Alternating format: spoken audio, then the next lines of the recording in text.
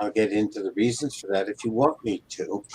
I did 3 years of an assistant professorship at the University of Utah, Salt Lake City, followed by 7 years as director of writing programs for Loyola of Chicago, and then moved to Duke University, where I founded the university writing program and directed it for some time. I taught full-time in the English department, courses on literature, mostly poetry with some music. And I've been adjunct at the law school. I was adjunct at the law school for about 16 years, I think it was. And I was adjunct at the Harvard Law School for 5 of their winter terms back in the 1980s. So you put all that together, what it adds up to mainly is I figured out a new way to look at, analyze, and therefore control the English language in terms of writing. And I'm happy to riff on that for as long as you would like. Okay, fair enough. Your question, that's who I am. Fair enough. Start. Kristoffer, tell us a little about yourself, who you are, where you're from, what you do. Absolutely. I can second that. I met Kimberly in Miami, Florida, over at the Bloomberg Summit here in Wynwood, and God is good. And the reason why I say it's because we had an amazing connection because of what we faced in our lives. I got a second chance at life. Being a retired NFL athlete, realized that my calling is way bigger than sports. I've become a published author, and I'm writing about my story of my struggles, sharing with the world who I am as a professional. I'm from Haiti, my background, most of my life raised in the U.S., first generation Haitian American. Now that I've face adversity in my life, I realize that it's bigger than myself, and it's bigger to really help others through what I do as a philanthropist, an author, and a financial advisor. So looking forward to connecting and having a great time today on this show. Yeah. Well, since you two guys are new and everybody else there knows each other, but you don't know what they do, I'm going to move over to David Grasso. David, tell them a little bit about yourself, who you are, where you're from, what you do. Well, I am originally from Miami, where Kristoffer is. I'm Cuban American. I got into journalism at a late age and really took off in television. Eventually, I wandered upon this little brand called Bold TV. And for the last 2 years, what I've been doing is running basically a very far-reaching social media portfolio, creating videos that educate young people about money. So a little bit like I'm a modern Bill Danko, but I haven't sold 4 million copies. I also went to Harvard, so that's my claim to fame. So I did not start an English department or a writing department. And unfortunately, I don't write as much as I nearly should. As we all know through this show, video seems to be the primary form of media consumption these days. So that's enough about me. But yeah, greetings this morning from Los Angeles, where it is 60 degrees, not quite as sunny as Miami, but it is very pleasant. I'm jealous. Bill Danko, tell us a little bit about yourself, who you are, where you're from, what you do. Yeah, I was a professor of marketing for 35 years, and now I'm emeritus and enjoying every minute of it. So I have the opportunity to do things like these electronic calls and have a worldwide reach, and it's life is good. Yep. And Mark Themeg, tell us a little bit about who you are, where you're from, and what you do. Yeah, I'm in the Houston, Texas area right now, and I have been in business about 40 years now in automotive education, and I am now also in the esports business. And we run one of the top esports news organizations. We have 90 reporters around the world. We're Reuters' worldwide partner.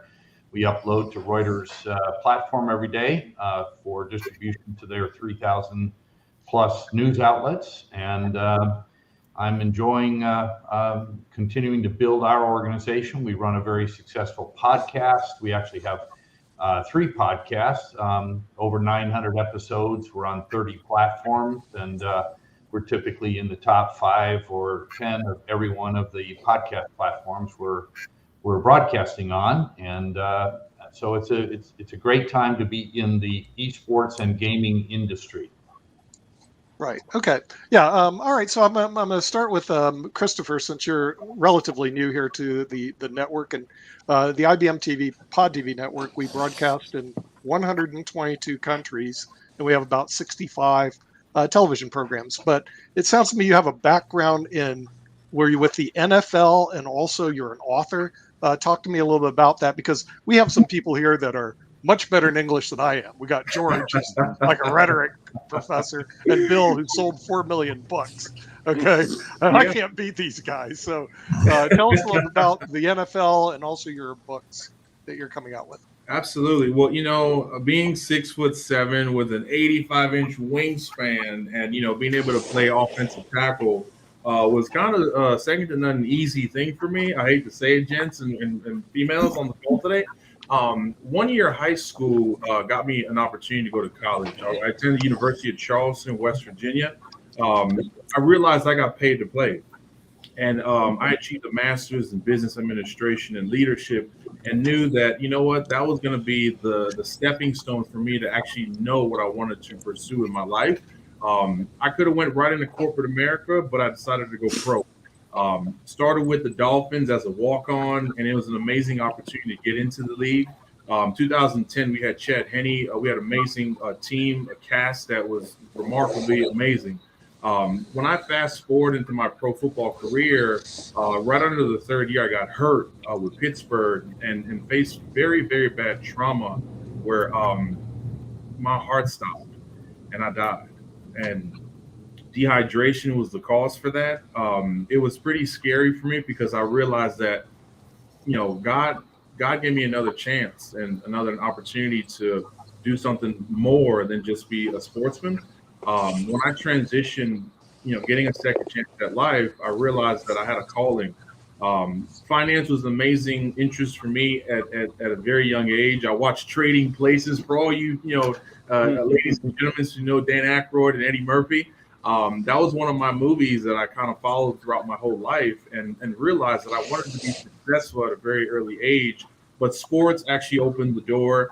I had an amazing career, but when you think about pro football, it was kind of a catapult into who I've become today. Decided that finance was my calling and helping people was even bigger. And when I realized that becoming a financial advisor was something that I loved, and I loved doing it because every year I got better and better. My numbers got even more amazing. But, when in the pandemic, there was such a challenge that really impacted the globe. Our backbone in America is built off of philanthropy. It's built off of nonprofits. So I decided to really set myself apart from the rest and write a book about how do sports intertwine with helping nonprofit organizations. And I decided to write a book about sustainability. So in a nutshell, I'm so excited because I got picked up by a traditional publisher, and we're working now on delivering, my volume later in the year. All of you guys are invited. I don't care if you're in Texas, Los Angeles, New York, North Carolina. You guys are all invited to my book signing, and I look forward to being able to really share some of those nuggets, with the world, because I believe that we all have an innate ability that's special, and everybody has a talent. So I'm just happy to know that I can make a difference in this world, be an impact. Okay. When is your book coming out? I don't have a it's copy. coming out later in the year. It's actually called 10 Keys to Fulfilling Life, helping nonprofit organizations. And I believe that it's going to be something that's actually going to be, not only an impact in the USA, but across the world at large. Right. And really is going to allow organizations to understand how they can take away nuggets, golden tools from a sports perspective, and apply that in their organizations for growth and sustainability, using, strategies, concepts that are so applicable that people, if you have a need and you have an interest to just get into philanthropy, you need to read this book. And if you're an organization that's been around for 50 plus years, you need this book as well, because all the nuggets are going to be valuable from the first chapter all the way to the 10th. And I believe it's just going to be an amazing book for everyone to get their hands on.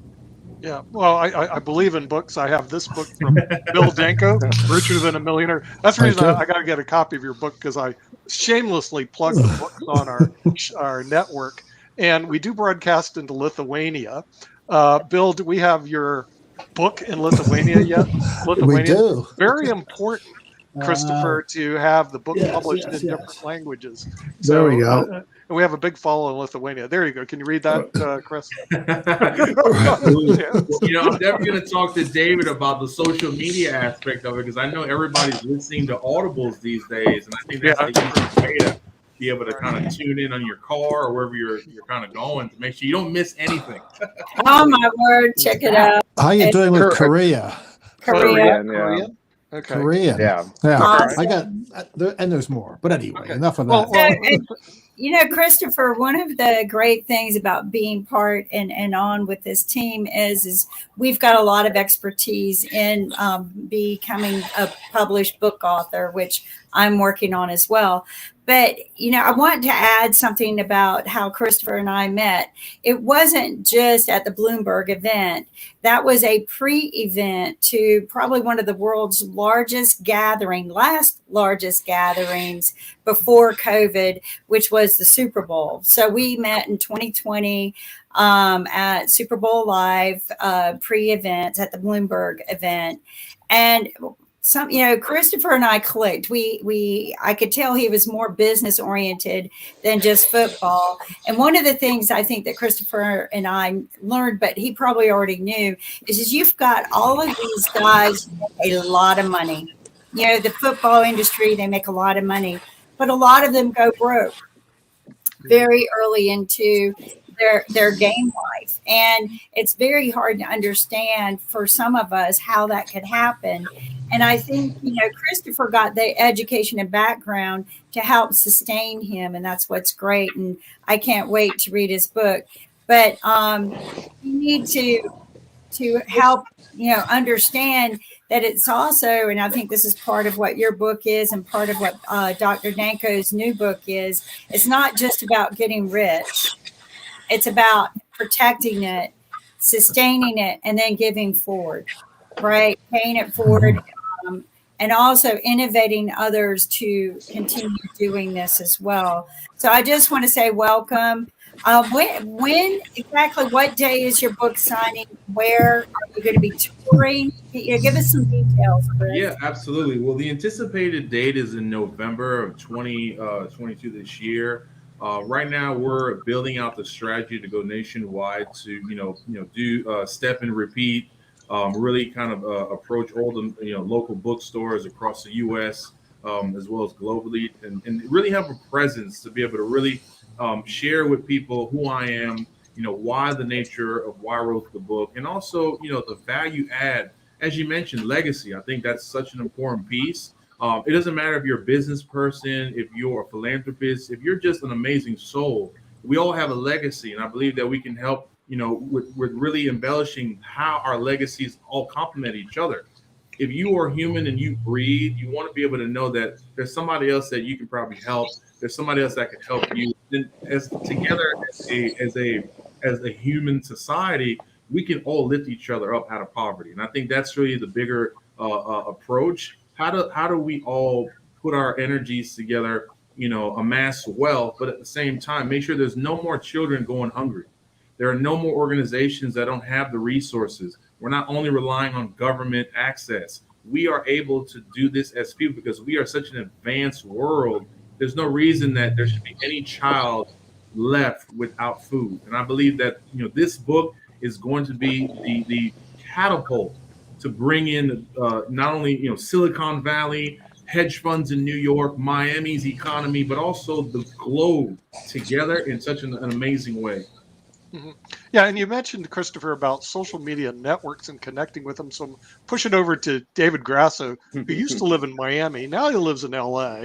And of course, they're big media cities. What are your thoughts, David, about using social media to push a book agenda? I think that's pretty interesting. What's your thoughts? Well, regarding my move to LA, I feel like I gave up 12% of my income, the things we do for love. But beyond that, social media is very interesting. I actually am working with an academic study that's studying how to get the word on podcasts out there. And the number one complaint about promoting podcasts was social media. because it's become very difficult to increase your downloads through social media. And as we all know, it's very simple. All the platforms change their rules constantly, and what worked yesterday may not work tomorrow. So if you are trying to grow your audio following, it's become very, very challenging in a very concentrated world. And then additionally, we're seeing a rise of very dominant players, like between Apple and Spotify and maybe the iHeartRadio app. You're talking about 70 or 80% of downloads. So we've seen a lot of monopolization in this area, just like the rest of media. And then on the distribution side, you see a lot of monopolization by Facebook, LinkedIn, Google, etc. So it's something very much to follow closely. If you are trying to grow a following, it's very challenging in this environment. Right. Yeah, because there's a lot of noise out there. George, speaking about noise, Bill actually produces his book, and I know you're a professor of rhetoric, and you have this thing with the English language, but he produces a book in Korean, Lithuanian. What are your thoughts on that? In other words, linguistics, I guess, George. Well, it is impossible to correctly translate anything from one language to another. Languages have so many different ways of expressing things that even if you are expert in both, you find one language simply can't do what the other language already did. One of my articles has been translated a few times, and apparently they're all failures. If you know both language, this isn't like OpenPed at all. I did my PhD thesis as a translation of a very, very, very long poetical work from Middle Scots, the Scottish northern dialect of Middle English, into modern English. And then we don't even have any tape recordings of how it sounded. Poetry is impossible to try to translate from one language to another.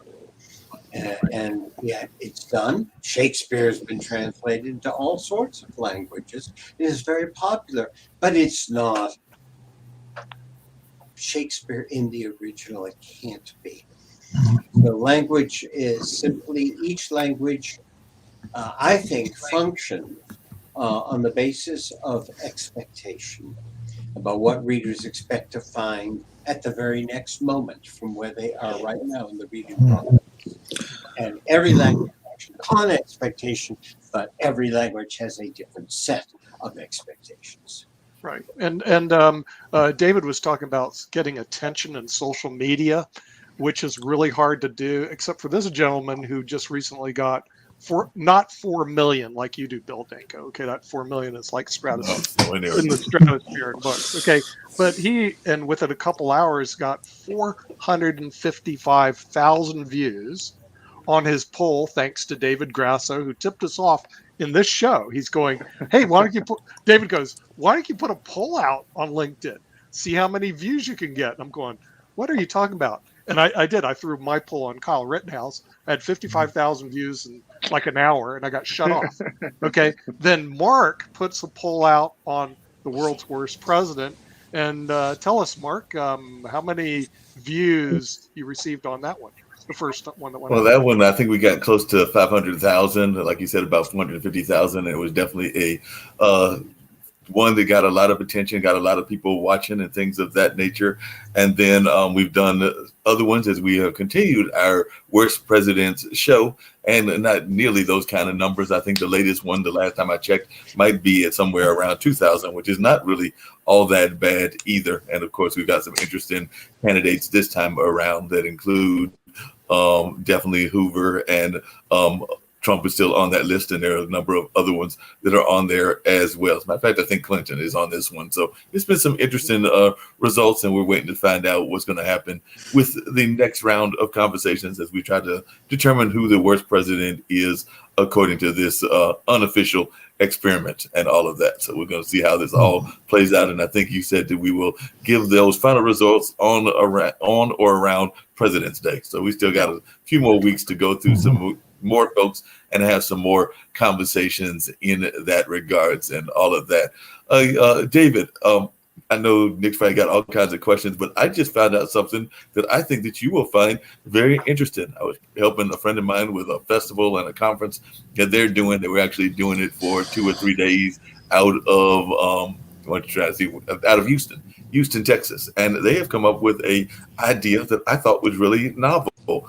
You know, everybody talks about Clubhouse and the Clubhouse app. How about we add video to it? They have come up with a company that they are launching that is going to add video. So think Clubhouse, but with people running around taking pictures and all of that, as if there's not enough of those things happening. But it's a gentleman that's launched a company called Truso, which stands for Truly Social. But I'm just always fascinated when I hear of these new things that are taking place that are going to take something that was popular and then add another component. Like I said, definitely, as we've talked about on this show, Clubhouse became very popular. A lot of people, influencers and others are using it.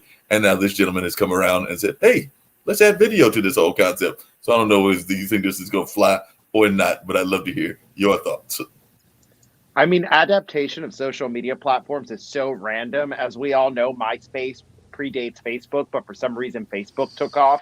So I think it has a lot to do with dumb luck, because Facebook, if you look at it from an objective point of view, is not a well-designed app. It's not a very user-friendly app. It's very buggy, etc. It's just universal. I know I can catch, Nick's latest crazy opinion on there, and it's not going to be blocked, right?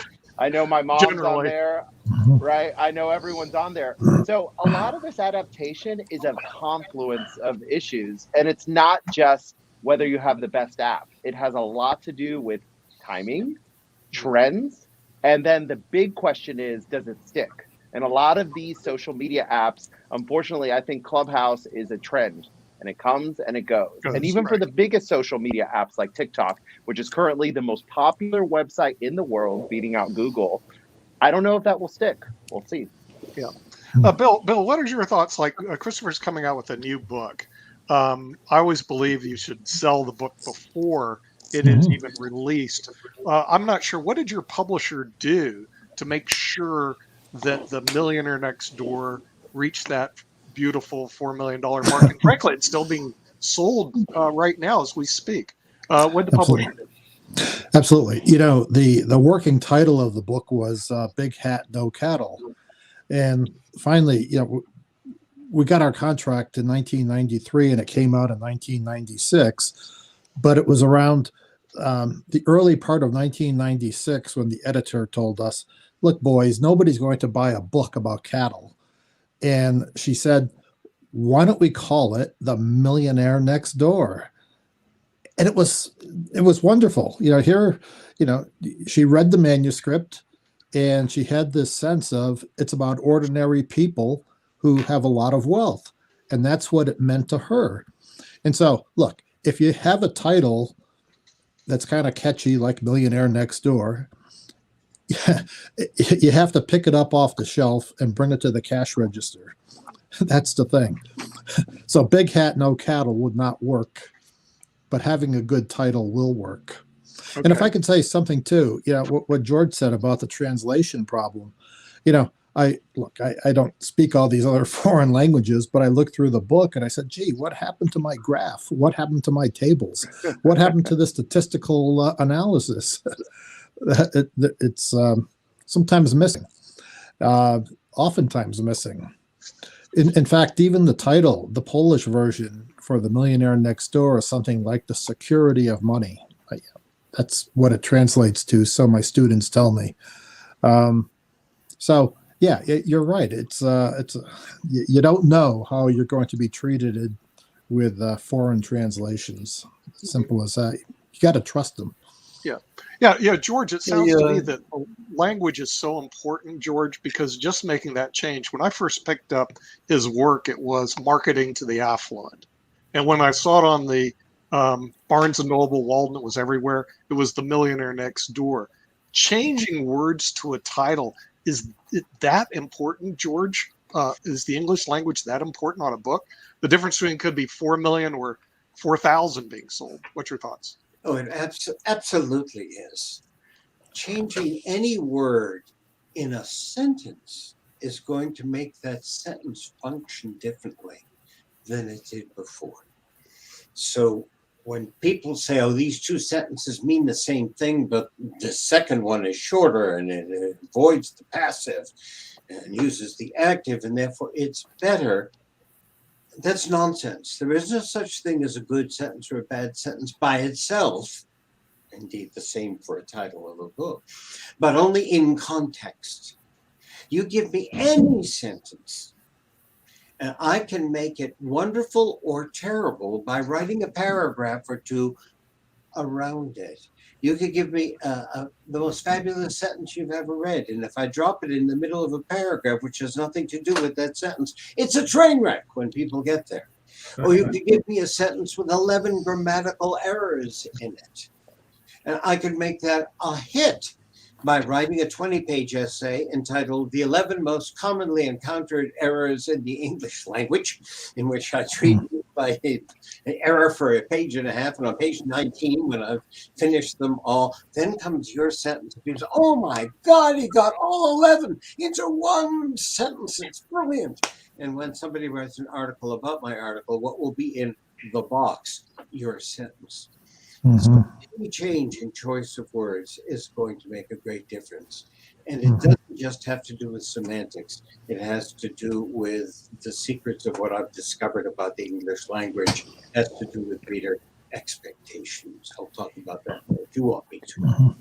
You know what's really interesting about this, though? Sorry to take everyone's airtime up. What I'm noticing, especially with search engine optimization and social media, is that it's changing the English language. If I write a good piece of content that George would enjoy reading, no one will read it unless it sparkles with Google. And what I'm noticing is that Google likes certain phraseology, certain search engine keywords. And the way I write is greatly influenced by that. And it's not necessarily good. And I think it's an area of research that we're not looking into enough, how language is changing. And if you think about people who are consuming content today, they're not going to really know what good writing is like. They're only going to know what Google, Facebook, and all these social media platforms like. And I want to add to that really quickly, because exactly was something that, based on what you're saying, David, is something I was going to ask George, because I've had several conversations with friends of mine that are involved in that clubhouse space. They're involved in having these very intellectual discussions, or what they consider intellectual discussions, around a number of important issues, whether that's Black Lives Matter, whether that's vaccine or not vaccinating, or whether that's around abortion, or whether that's around a number of other issues that we can call hot button issues and things around that nature. But when I talk to folks about the conversation they're having, there's a lot of what David just talked about. There's a lot of kind of these euphemisms and kind of like words that aren't necessarily part of the true debate conversation. So I was wondering if you're observing that even with your students, where it's becoming not really as much of a true form of debate, even in some of these public places. I've seen it even with some of our presidential figures, as well as some of our local and state officials as well. But I'd love to hear your thoughts about this, because it does feel like we are, as a friend of mine said, losing almost some of our standard communication tactics. Even in relationships, it's becoming more difficult for people to have true communication. But I'd love to hear your thoughts about this. Was Kim, were you about to say something?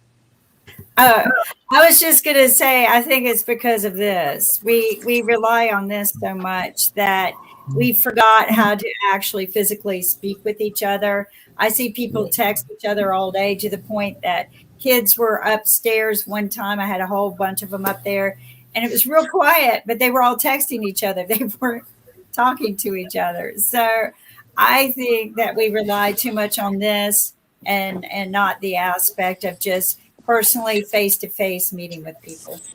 What are your thoughts, George, on this? Well, there's a grand difference between speech that is spoken, speech that is written. The advice, read what you've written out loud to see if it's okay, is very misleading advice. It doesn't work. Let me explain to you a little bit of what I've been working on for 40 or something years. I believe that we began teaching writing. I know that we began teaching writing 250 years ago, late 18th century in Scotland, and it was taught to kids.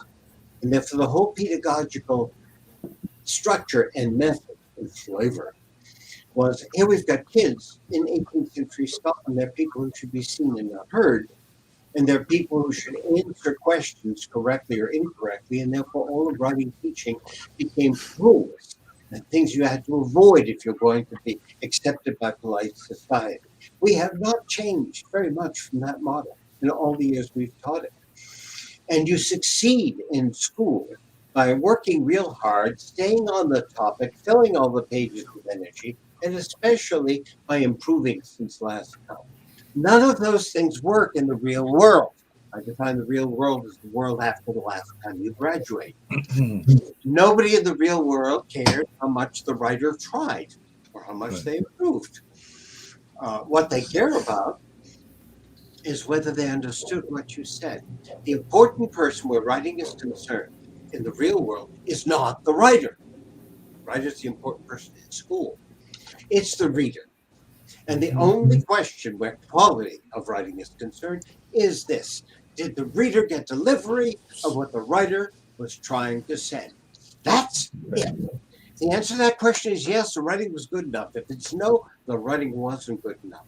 So in order to figure out how we could look at writing, explain it, and tell writers how they can write so readers will understand them, the only way we can do that is to move 180 degrees around the circle. Stop looking over the shoulder of the writer and look over the shoulder of the reader, which is what I've been doing. And what I've discovered is that readers take most of their clues for the interpretation process, not from word choice or word meaning, but from where words show up in the sentence, from structural location.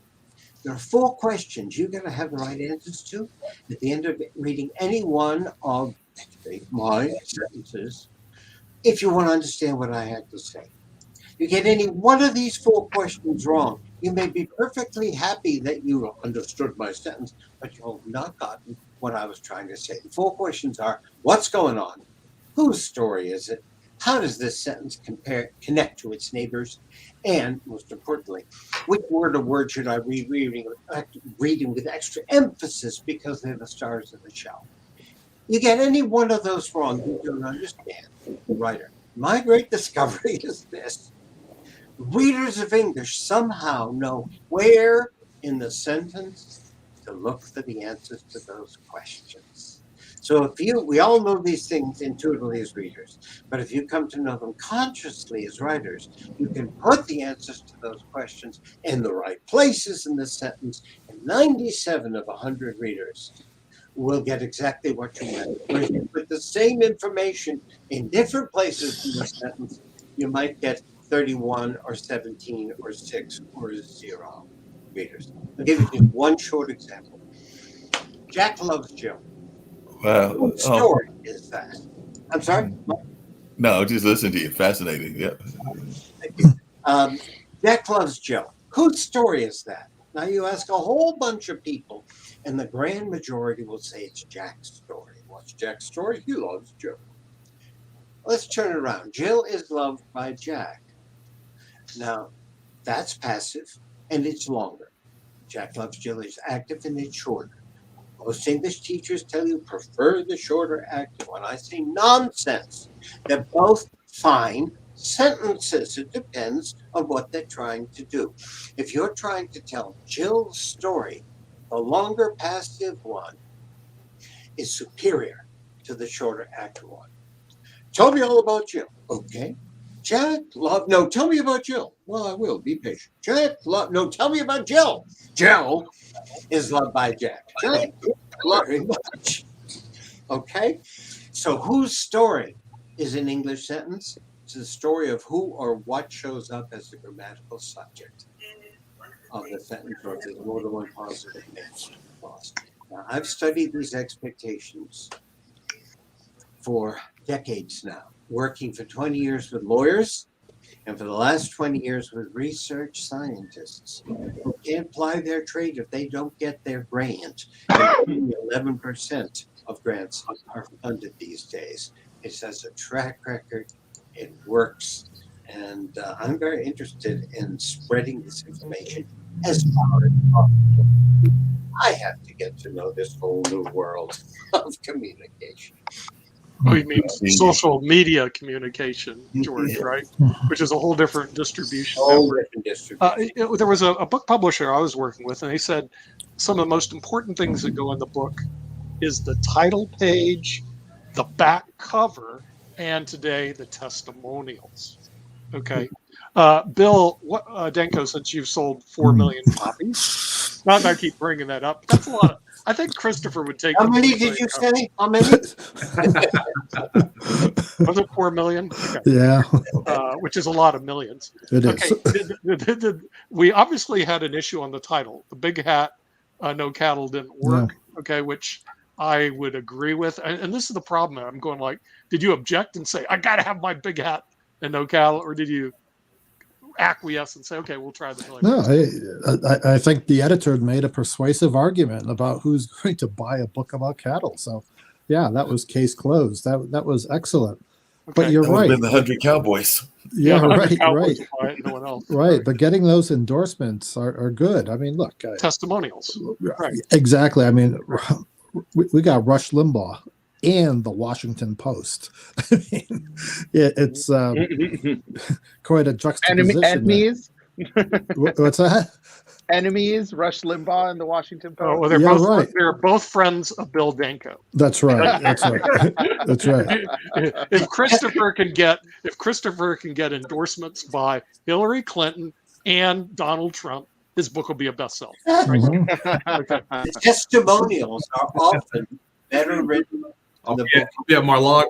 Testimonials are always a high level of writing if they're well done. And if I took my methods and analyzed those, which I have done in many a class, you will see that they all know exactly what to put where. Short text, you can get it really fine. How? Most people do it by ear, Mhm. but you can actually do it by mind. I do it all by AI. So not only do I pick my headlines by a database that shows what worked on social media, I also have a blog generator in which I could just automatically generate blogs, and you'd be surprised how much my writing includes artificial intelligence. Additionally, what we write about is also determined by AI. So I'm Bold TV's all computers. So, and I agree with George. I'm the same way. Like, I was educated the old-fashioned way, right? With a bunch of, crazy Protestants with rulers that would, hit your knuckles. So, it's one of those things that, like, things are changing, and I don't think we understand the effect this is having on our culture yet. But AI is everywhere, and in the news media, which isn't profitable, since the point of this segment is media, you're going to see AI integrated into everything you're reading in the not-so-distant future. Wow. Okay. All right. Well, we'll go to Mark Themick since he writes for Reuters. Are you guys using AI in your writings? You know what? It's a great point that David brought up. We have tested a couple of the AI capabilities that automate writing, and we haven't really been able to find success through our tests for writing about esports and gaming yet.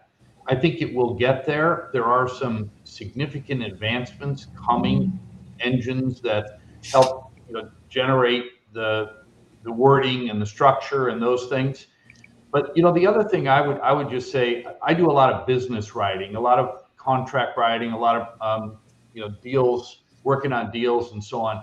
And one of the things I learned a long time ago is if you're going to write something, put in the first sentence or paragraph what it is you want, what you're trying to tell the reader, and then you can go on and make your business case or tell your story after that. And we find that too many people try to sell the idea first, and they bury the actual question or issue somewhere down deep in the document, and you're really not, you kind of lose attention and interest before you ever get to what it is they really want.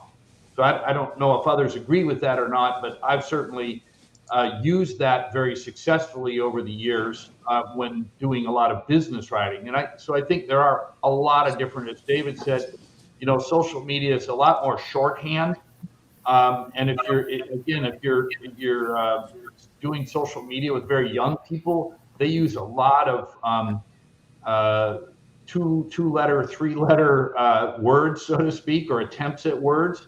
And it's a dialogue that they have in that community that it is not necessarily something that I would know or speak. And so if you're going to write to that community, you should have somebody who understands that terminology. But in addition, the one other thing I wanted to make the point of, when David was talking about it's tough to get something out there on social and have it really stick. And the one thing that we have learned a long time ago is most of the people who want to have a successful YouTube channel or anything successful out there, Twitch, et cetera, Twitter, they work at it for a short period of time. If they don't really get instant success, they stop. And what we've learned is over the years is that the platforms, the podcast platforms, social platforms, it's all about consistency, consistency, consistency. So if you want to have a successful social media outreach, you want to have a successful YouTube channel, you have to publish frequently, consistently. You should also probably try to publish at the same time during the day so that people that get interested in you are looking for what you're doing. If you're publishing at all different times, that's probably not going to help you. So there are some of those rules as well as content, interesting content that that can help someone succeed. But it is a long road. It's not an overnight success for most people. And I do find though political channels get more activity because they're more volatile than certain other topics. You know what would be a fun exercise? I bet only Kristoffer would get it. Some of these acronyms that Mark is referring to, like what's TBH panel? What does that stand for? TBH. If I put that in a post, what does that mean? I think we have we have a generation aspect. So I just read a study on that. Okay, no, I'm serious. The media that we consume as baby boomers differs from the media that consumes of our grandkids and our kids. So to be honest, TBH. How about SMH? You all should know this. Better I have a bunch of kids. Okay. Shaking my head, grandkids would doing know. it right You now. I have no clue what you're talking about. ATM. What's ATM? Not automatic teller machine. Automatic ATM. teller machine. Asynchronous transfer mode. I don't know. At the moment, ATM. At the moment. Yeah, so all these, Mark, who's in esports, sees this all the time. You're going to see it on Twitch like crazy. And there's probably about 25 acronyms that you could learn to understand young people and how they speak in the shorthand. Oh, so we need a course. We need a course for us about how to speak to our grandkids using acronyms like ATM and SMH and all this other stuff. A lot of what David's talking about is really driven from texting. Right. He talked about that, and we talked about that. Young people, and I think even Tim said, young people can be in the same room and they don't actually speak to one another. They're literally texting everything to one another. And a lot of times when I'm talking to people, younger people relating to the gaming industry, they don't want an email. They don't use email. They want text messaging, and they want to see these acronyms that David's talking about to keep it short because they have limited attention spans. So that's just another issue that is different between age groups. Well, yeah, that's part of the reason we're going on the Roku network, because when we're working with PBS, we learned a lot. One thing, the average contributor to PBS and viewer is a 69-year-old female. Okay, that's their audience, like no kidding. So they developed their entire programming on a 69-year-old female. When we have content that is a half hour, hour long, it's not meant for TikTok. It's meant for Roku. Okay, so that's part of the reason, Mark, we're moving on to Roku, because our channel belongs on Roku, not on TikTok. TikTok is 2 seconds, somebody dancing, and then you go see another one dance, and that's it. I mean, it's not really, and it's consumed by 14-year-olds. I can tell you one other quick thing on TikTok that we learned when we were getting on TikTok is that when you first get on TikTok, you're not allowed to monetize until you reach certain levels. When we reached that level, we went to monetize, and what we immediately undid that in a very short period of time, because we found out that when we went to monetization, we lost out on being shown as a innovative channel or whatever. So we immediately backed out of that, and our views went way up, and traction, improved dramatically. So all those other kinds of tricks to the trade that, have something to do with, as David was saying, how they change their algorithms and how they change things around, that you can learn by experience or learn from others. So yeah, but TikTok. here's TikTok the is so frightening, though. One thing, guys, that you need to know about TikTok, it's controlled by the Chinese, but beyond that, I've done some ads, which Mark was saying, I made it past the first level, and I have some of the creator tools. I can reach teens in America for half a cent a video view. If that doesn't scare you, I don't know what should. yeah. I had a quick question really quickly for Kristoffer and everything. It was actually something we've been talking about, media and marketing and things of that nature. I am actually a big fan of what some people would call artist activists or even athletic activists. But while I'm a fan of it, I'm also concerned about it, because while I like them taking stands on things that are important to them, like the Black Lives Matter movement and things that they have actually had a direct connection to, but I'm also sometimes worried when they take a stand on something that they may not have an expertise in, and they're expected to be the expert on something like economics or on a policy decision when they are athletes. Not saying that athletes aren't people and don't have other concerns as well, but I was just wondering Kristoffer's thoughts around that, because that is one of my concerns, is when those artist activists are taken, I won't say taken too seriously, but that they're like given a form of status that I don't know that they necessarily need to have. But that's just what my thought, and I would love to hear your thoughts about that. Yeah, sure. I think you guys all hit the nail on the head. It's a generational movement. Everybody needs to know what LOL means. I think, even the baby boomers know how to text that.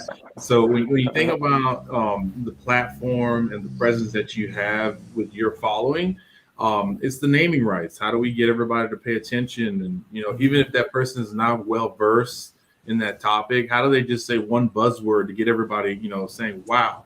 And that's really, I believe, where the social media and just how we market whatever offering you're offering these days, of how you get people to actually get interested. So, today there's so many movements, whether it's political, whether it's the economy, it's money, it's legacy. It's like, well, how do we get people involved? I believe that's the best way, is to, have somebody who's familiar nationwide or globally start talking about it. Like the book that I'm putting out now, I want to make sure that everybody's aware of the 10 keys to a sustainable life, fulfilling nonprofit organizations. Well, I want to make sure that the media is able to, really talk about this book, how it can help people.